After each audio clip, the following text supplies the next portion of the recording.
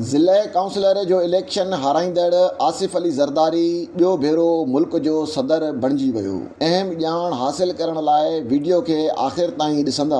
आसिफ अली ज़रदारी वफ़ाक़ी काबीना जो हिसो बणिजण बदिरां ॿियो भेरो सदर पाकिस्तान जे उहिदे जी डिमांड छो कई। 1955 में हाकिम अली ज़रदारीअ जे घर में पैदा थींदड़ अकेले पुट आसिफ अली ज़रदारीअ जूं 3 भेनरूं आहिनि। आसिफ ज़रदारी जो वालिद हाकिम ज़रदारी हिकु ज़मींदार ऐं कारोबारी शख़्सियत हो, जंहिं ज़ियाउल हक़ जे दौर में गैर जमायती इलेक्शन में क़ौमी असेंबलीअ जे सीट ते 1985 में इलेक्शन विढ़ी पर कामयाब न थी सघियो। जॾहिं त उन खां बि अॻु आसिफ ज़रदारी नवाब शाह जे ज़िले काउंसिल जे इलेक्शन में हिसो वरितो पर इलेक्शन खटे न सघियो। आसिफ अली ज़रदारी जो नालो उन वक़्तु मंज़र आम ते आयो जॾहिं 1987 जे डिसंबर महीने में अॻूणे वज़ीर आज़म ज़ुल्फ़कार अली भुट्टो जी न्याणी ऐं अॻूणी वज़ीर आज़म मोहतरमा बेनज़ीर भुट्टो सां शादी कई। 1988 में पाकिस्तान पीपल्स पार्टी वॾी अक्सरियत सां कामयाबी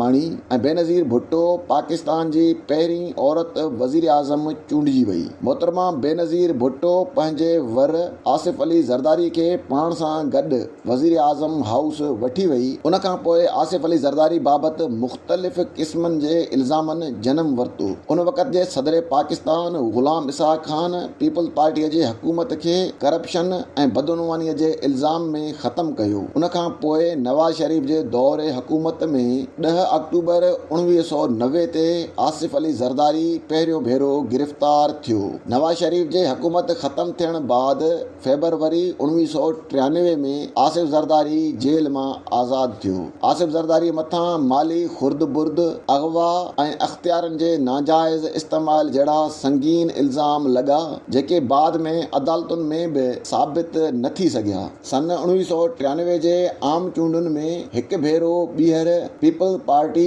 अक्सरियत सां कामयाबी माणी ऐं बेनज़ीर भुट्टो ॿियो भेरो वज़ीर आज़म बणी, पर उन हुकूमत खे बि मुदो पूरो करण न ॾिनो वियो ऐं नवंबर 1996 में हुकूमत खे बरतरफ़ कयो वियो। बेनज़ीर जे हुकूमत बरतरफ़ थियण वक़्तु आसिफ ज़रदारी दुबई में हो। हुकूमत बरतरफ़ थियण बाद आसिफ ज़रदारी ॾेह पहुतो त खेसि हिकु भेरो ॿीहर गिरफ़्तार कयो वियो। आसिफ ज़रदारीअ जे ॿीहर गिरफ़्तारीअ बाद मुल्क में 2 हुकूमतूं तब्दील थियूं। नवाज़ शरीफ़ जी ॿी हुकूमत बाद अॻूणे आमिर जनरल परवेज़ मुशर्रफ जे मार्शल लॉ ताईं आसिफ अली ज़रदारी मुसलसल जेल में कैद रहियो। आसिफ ज़रदारी मथां करप्शन, मनी लॉन्ड्रिंग ऐं क़त्ल जा कलम लॻाया विया हुआ। अॻूणे आमिर जनरल परवेज़ मुशर्रफ तरफ़ां NRO बाद आसिफ ज़रदारी जेल मां आज़ाद थियो। पाकिस्तान जे वेझे माज़ीअ में आसिफ ज़रदारी सभ खां वधीक कैद काटींदड़ सियासतदान तौरु ज़ाहिर थी उभरियो आहे। आसिफ ज़रदारी 13 साल 7 महीना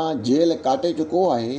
अॻूणी वज़ीर आज़म बेनज़ीर भुट्टो 18 अक्टूबर 2007 ते पाण मुरादो जलावतनी ख़त्म करे जॾहिं पाकिस्तान पहुती तॾहिं आसिफ ज़रदारी पंहिंजे ॿारनि समेत दुबई में रहियल हो। 27 डिसंबर 2007 ते लियाकत बाग रावलपिंडीअ में हिकु ख़ुदकुश हमले में मोहतरमा बेनज़ीर भुट्टो जे शहादत बाद पीपल्स पार्टीअ जे अहम अॻवाननि पारां न खपे पाकिस्तान न खपे जो नारो लॻायो वियो। उन वक़्तु आसिफ अली ज़रदारी अॻिते अची पाकिस्तान खपे जो नारो हंयो, जेको बाद में आसिफ ज़रदारी ऐं पीपल्स पार्टीअ जो नारो बणिजी वियो। पार्टीअ जूं वाॻूं पाण वटि रखण बदिरां आसिफ ज़रदारी पंहिंजे पुट बिलावल जे हवाले करण वारी वसीयत मंज़र आम ते आणींदे बिलावल ज़रदारी बदिरां खेसि बिलावल भुट्टो ज़रदारी जो नालो ॾिनो, जेको आसिफ ज़रदारी ऐं पार्टीअ जे मुफ़ादनि में तमामु सुठो फ़ैसिलो साबित थियो,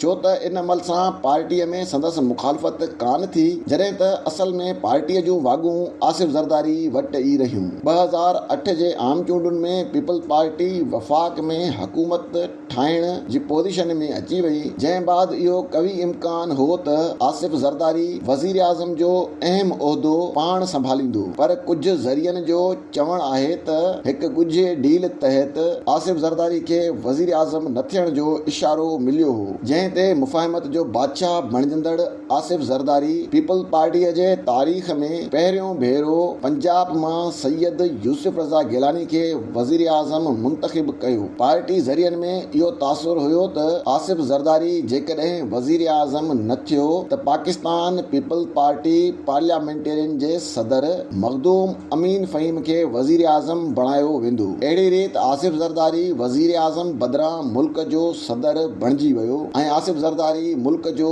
ॿियों सदर हुयो जंहिं पंहिंजो आईनी मुद्दो पूरो कयो। पहिरियों सदर चौधरी फज़ल इलाही हो जंहिं पंहिंजो आईनी मुद्दो पूरो कयो हो। आसिफ ज़रदारीअ जे पहिरें दौर सदारत में क़ाबिले ज़िक्र फ़ैसिलनि में असेंबलियुनि खे तहलील करण जो अख़्तियार सदर बदिरां वापसि असेंबलियुनि खे ॾियणु, 18हीं आईनी तरमीम वसीले सूबाई ख़ुदमुख्तियारी बहाल करणु, फाटा इस्लाहात, आगाज़ हक़ूक़ बलोचिस्तान, NFC एवार्ड जे फार्मूले खे ॿीहर तरतीब ॾियणु, गिलगित बल्तिस्तान जी ख़ुदमुख्तियारी ऐं सरहद सूबे खे ख़ैबर पख्तूनख्वा जो नालो ॾियणु क़ाबिले ज़िक्र आहिनि। पीपल पार्टीअ जो को चेयरमैन आसिफ अली ज़रदारी पहिरियों सिविलियन सदर आहे जेको ॿियो भेरो मुल्क जो सदर बणियो आहे। 2024 जे आम चूंडुनि बाद पाकिस्तान मुस्लिम लीग नवाज़ ऐं पीपल पार्टी गॾिजी हुकूमत ठाही आहे, जंहिं में ॿियनि पार्टियुनि MQM पाकिस्तान ऐं इस्तेहकाम पाकिस्तान पार्टी वफ़ाक़ी काबीना में शामिल आहिनि, जॾहिं त पीपल पार्टी वफ़ाक़ी काबीना में शामिल थियण खां इनकार कंदे आईनी उहिदा वठण जो फ़ैसिलो कयो, जंहिं में मुल्क जो सदर आसिफ अली ज़रदारी, जॾहिं त सेनेट चेयरमैन पंजाब ऐं ख़ैबर पख्तूनख्वा जा गवर्नर ऐं क़ौमी असेंबलीअ जे डिप्टी स्पीकर जा उहिदा शामिल आहिनि। आसिफ ज़रदारी जो ॿीहर सदर जो उहिदो संभालण पुठियां संदसि इस्टेब्लिशमेंट सां गैर तकरारी रहण वारो रवैयो आहे। पहिरियों भेरो सदर थियण बाद आसिफ ज़रदारी आॾो मुंबई हमले वारो तजुर्बो हो, जंहिंजे नोयत खे सम्झण बदिरां आसिफ ज़रदारी बयान जारी कयो हो त असांजो DG ISI भारत वञी ॻाल्हियूं करे मसइलो हल कंदो, छो त असांजा हथ साफ़ आहिनि। जंहिं बयान ते फ़ौज खे तहफ़ुज़ात हुआ, आसिफ ज़रदारी हिकु ॿिए बयान में चयो त असांजो DG ISI भारत न वेंदो। इन जे उबतड़ जेकॾहिं इमरान ख़ान खे ॾिसजे त इमरान ख़ान